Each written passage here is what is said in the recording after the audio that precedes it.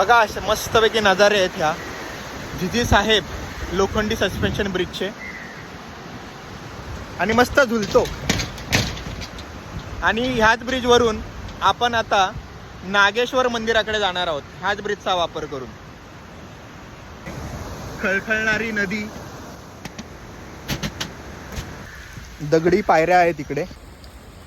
मंदिराकडे चाललोय आपण. ऐतिहासिक वारसा असलेलं हे मंदिर पुण्याच्या अगदी जवळ आहे. नंदी महाराज हे मंदिराचं प्रवेशद्वार आहे.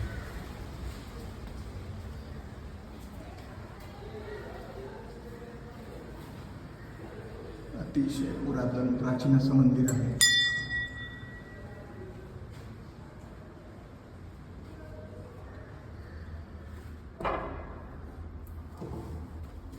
जय नागेश्वर.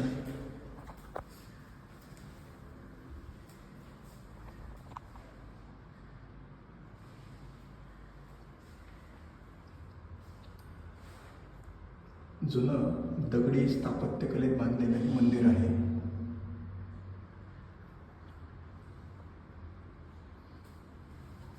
अतिशय प्रसन्न वाटतंय गाभाऱ्यात आल्यानंतर ना.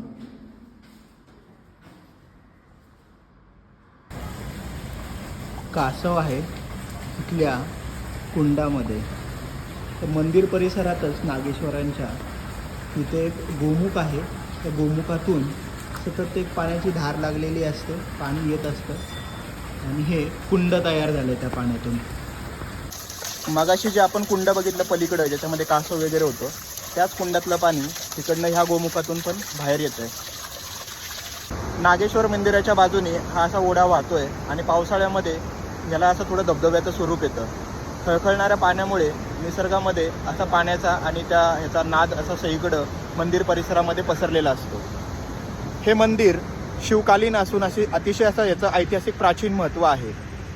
तिथल्या लोकांच्या सांगण्यानुसार हे मंदिर 1800 ते 2000 वर्षापूर्वीचं आहे. आणि सगळ्यात महत्त्वाची गोष्ट म्हणजे शिवाजी महाराजांच्या स्वराज्यातले जे सुरुवातीचे सरदार होते, सरदार कान्होजी जेधे, तर त्यांचं हे कुलदैवत आहे. निसर्गाने वेढलेला परिसर हे या मंदिराचं एक वैशिष्ट्य आहे. प्राचीन दगडी बांधकाम आहे, त्याच्यावरती कोरीव असं नक्षीकाम केलेलं आहे. माझा भाचा येतोय मागून, रणवीर. हळूहळू भावानी मस्त रेनकोट घातलेला आहे. आता आम्ही परत सस्पेन्शन ब्रिजकडे चाललेलो आहे. सस्पेन्शन ब्रिजवरून गाडीत बसणार आणि पुढच्या डेस्टिनेशनला जाणार.